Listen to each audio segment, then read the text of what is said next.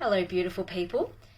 Have you ever found yourself stuck in a pattern of pushing the people that you love the most away and getting stuck in these patterns of sabotaging your relationships, regretting it later and just not knowing how to break free from this pattern? So this is something that I lived with for so many years. I literally sabotaged every single relationship I was in before my current relationship with Julian. And the only reason I'm not sabotaging my current relationship is because I finally realize what actually happens in a self-sabotage pattern on an unconscious level, so I can actually see it when it's playing out and I can stop it before it escalates.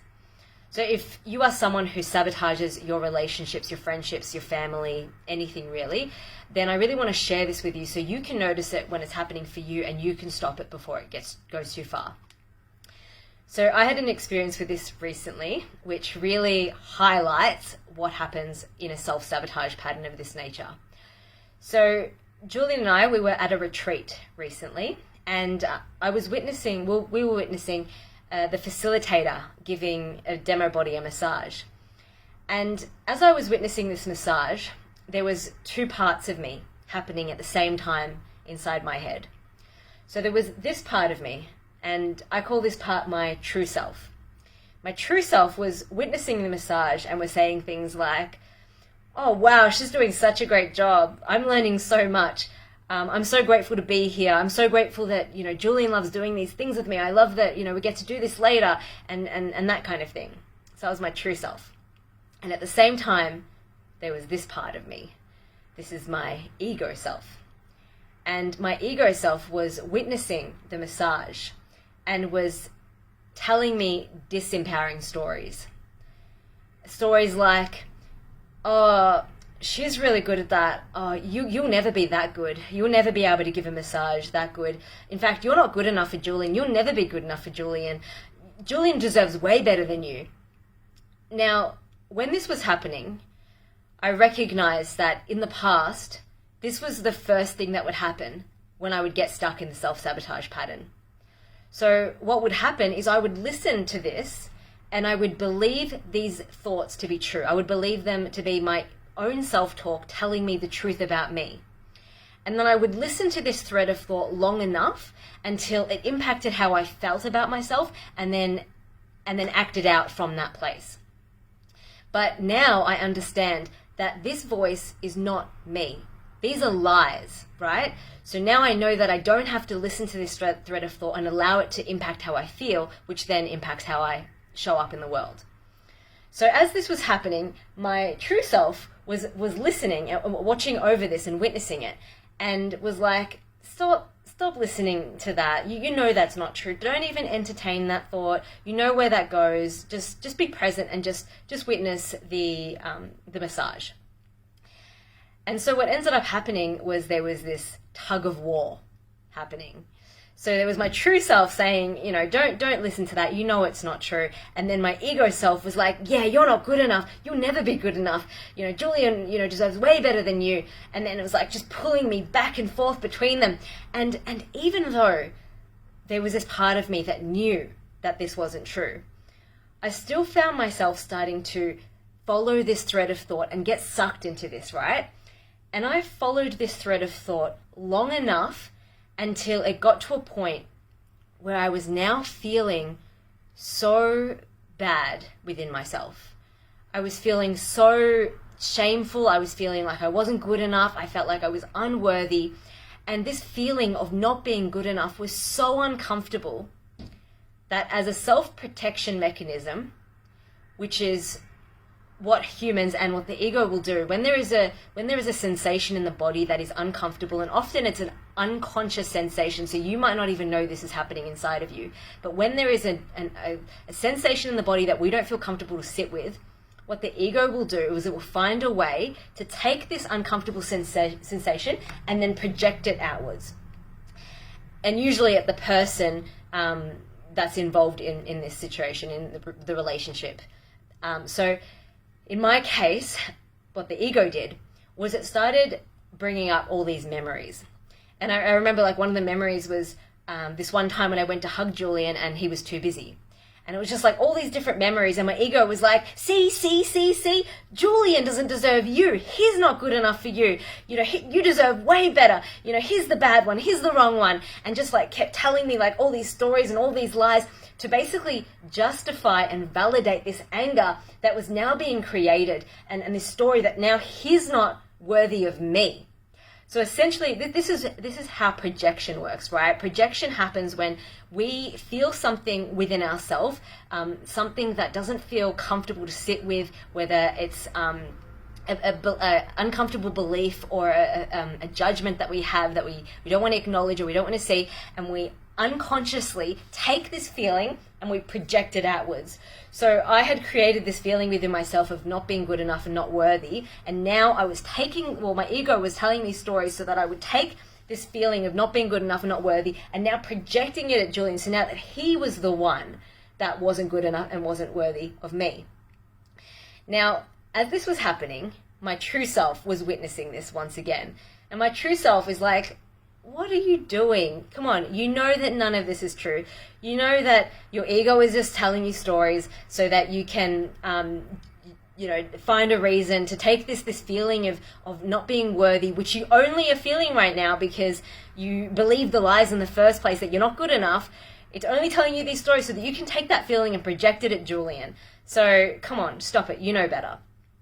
Now, what happened was, once again, even though a part of me knows that none of this is true, I still followed this thread of thought that was now making Julian wrong, so that I could essentially not feel the shame and, not feeling good enough within my body that I had created. And I followed this long enough to the point that I was feeling angry at Julian and I was feeling cold towards him. Now, in the past, when I would follow this thread of thought, and I would get to a place, and by the way, back, in the past when this would happen, I wasn't fully aware of this process, which is why I want to outline in this video. So, because a lot of people just kind of jump straight to the part where they're angry at the other person and they project at them and then they act out on that. They're not aware of all the steps that it took to get to that point. So I want to show you each step that happens so that you can notice it when it's happening and you can stop it in its tracks. So in the past, when I would get to this point of finding reasons and justifications of why I should be angry at the other person and why the other person is wrong, and essentially, taking that unworthiness that I had created within myself and projecting it at that person, I would act out on that. And so how that would look in the past would be, well, basically I would, the way that I would justify being angry at them is I would perceive everything about them as a red flag, which would justify me wanting to break up with them, and I would just try to break up with them. I've seen this pattern in other people where they just cut people out of their life. That's how they act out on how they've found a way to make the other person wrong. Or they'll lash out at them, blame them, yell at them. It's all sorts of ways that you can act out on this. Now, because I have this awareness, I stopped the cycle there. Eventually my true self got a better of me and was like, okay, enough's enough. And then I was like, all right, enough's enough. I won't entertain this anymore. I will come back to presence and I will watch the massage. So I stopped it in my tracks there. But in the past, I would go into a self-sabotage pattern. And this is what a lot of people get into, right? So this is how the pattern works. So it starts off with, you're in a relationship with someone, your ego is telling you stories about why you're not good enough for that person, why you're undeserving. You're unconsciously listening to these thoughts, you're believing them to be true. It's now making you feel like you're not good enough, you're not worthy. Now this sensation feels so uncomfortable in your body, and you're not conscious of it, but your ego is now going to find a way to avoid feeling this feeling that you've created. And the way that it does that is it starts now feeding you with new thoughts about how bad that person is, about all the things that they do that's so wrong and bad, and to justify and validate, now projecting the blame onto them. So you now get to take this feeling of not being good enough, you get to now project it at them, so now they're the person that's bad or wrong. And then what happens after that is people then act on that, whether that's they break up, they end the relationship, they cut that person out of their life, or they lash out at them, they blame them, they project at them, whatever your version of that is. And then what happens after that is then they go, so they've done this, and now they're going to go over here. And what this looks like is the ego now comes in, and the ego starts saying, oh, look what you've done. That was really mean. You keep doing this to people. You're not good enough. You're a bad person.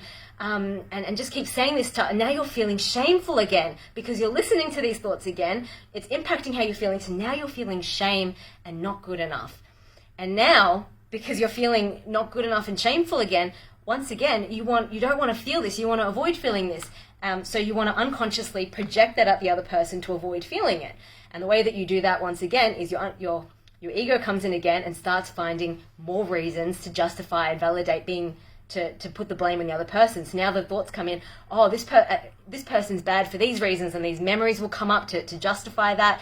And then and so now you feel angry at this person again, and you lash out in whatever way that looks like. You try to break the relationship, you cut them out, you get angry at them again, and then once again you start feeling guilty. So the thoughts come in, oh, what have you done? You keep doing this. They didn't deserve that. Why do you keep doing this to really nice people? You're such a bad person. You don't deserve, you're unworthy of love.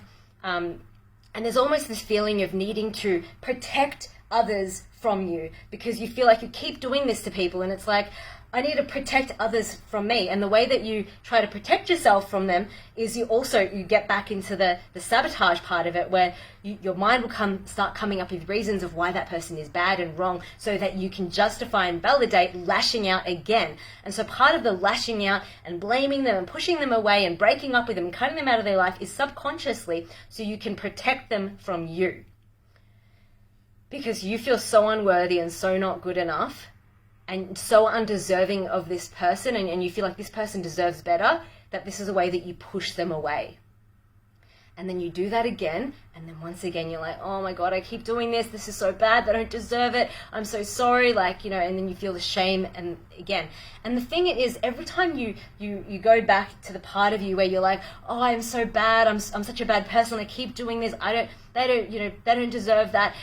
The shame gets more and more because it's compounding. So you're building on this shame, right?